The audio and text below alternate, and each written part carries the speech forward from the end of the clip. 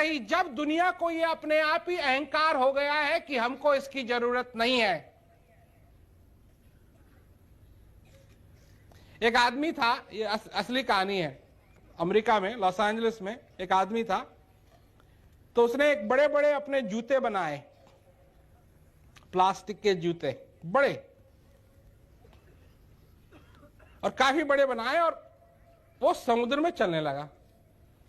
तो नौका जैसे बना रखे थे उसने, तो डूब नहीं रहा था, चल रहा था। तो पता नहीं दिमाग आदमी का खराब या क्या, तो उसने सोचा कि वो कोई 3000 मील के करीब एक जगह है हवाई, पैसिफिक समुद्र में, तो उसने सोचा कि मैं पैदल ही चले जाऊंगा। वो चलने लगा चलने लगा चलने लगा, 3-4 मील दूर निकल गया वो पानी पे। अब धीरे धीरे लहर जो है ना बड़ी होने लगी। अब बड़ी होने लगी तो वो क्या बैठ तो सकता नहीं है, सारा काम उसने खड़े खड़े का ही किया था। अब जब बड़ी बड़ी लहर आने लगी तो उसके जूते भी इधर उधर होने लगे।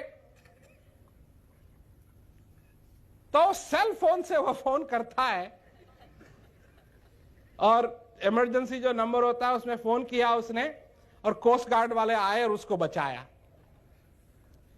जब मैंने ये कहानी सुनी तो मेरे को हंसी आई, कितना बेवकूफ आदमी। फिर मैंने सोचा कि उस आदमी में तो हंसी आ गई, पर यह चक्कर तो कितने ही लोगों का है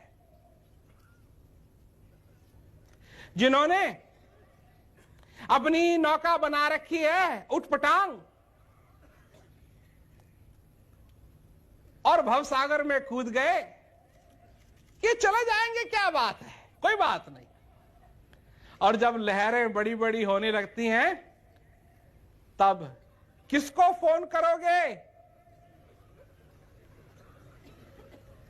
क्यों कि भवसागर में बचाने वाला कौन सा कोस्ट गार्ड है?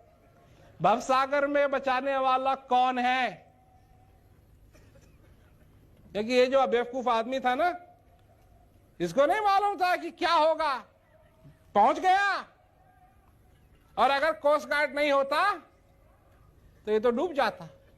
एक और आदमी था लॉस एंजलिस में ही, तो वो एक कुर्सी पे बैठा हुआ था, और उसने खूब गुब्बारे बांध दिए अपने कुर्सी पे। वो जो गुब्बारे होते हैं ना जो ऊपर उठते हैं, हीलियम गैस की लगाते हैं उसमें गैस, तो वो खूब ऊपर भागते हैं। वैसे हीलियम गैस से भर करके उसने खूब गुब्बारे बांधे, और इतने बांध दिए कि वो उड़ने लगा। अब उड़ने लगा, कहां था, कहां वो एयरपोर्ट के पास था।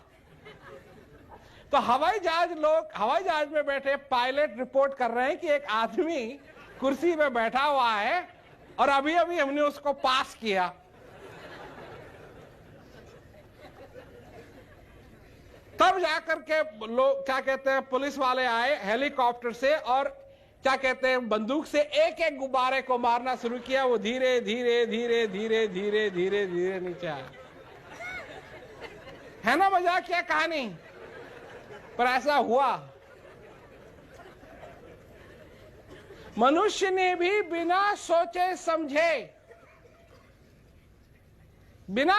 समझे इस भवसागर में पैर रखा है, और कौन बचाएगा इसका किसी को नहीं मालूम।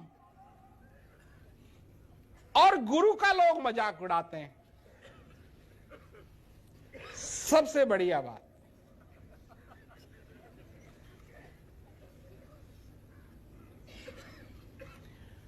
जिनको मालूम है वो तो गाते हैं, क्या गुरु महाराज जी आप तो बहुत दयावान हैं, कृपा करते हैं, ये सब कुछ है। पर मैंने अपनी जिंदगी में देखा है कि जो कृपा का पात्र नहीं है उस पर कृपा नहीं करते हैं। मतलब गुरु महाराज जी एक तरफ तो जो कृपा का पात्र है उस पर इतनी अटूट कृपा करते हैं, दया करते हैं, जो दया का पात्र है कि पूछो मत, और जो नहीं है ये तो वो वाली बात है कि डूबते को लगाओ ठोर, और नहीं माने तो दो धक्का दो।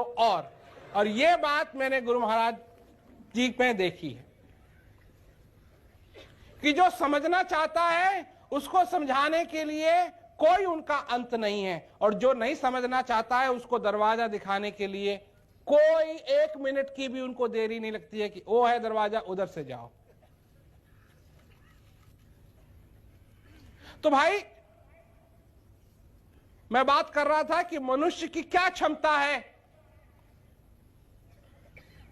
मनुष्य की क्षमता है कि वह दया का पात्र बन सकता है। प्रेमी की क्या क्षमता है कि वो दया का पात्र बन सकता है। वो अपने जीवन में वो सुख और चैन ला सकता है। यह संभव है, यह तुम कर सकते हो। आम का बीज बोओगे और लीची के पेड़ की अपेक्षा करोगे तो यह संभव नहीं है। आम का बीज बोओगे, आम तो जरूर हो सकता है और कुछ नहीं होगा। इसी प्रकार तुम अपने जीवन में क्या कर सकते हो?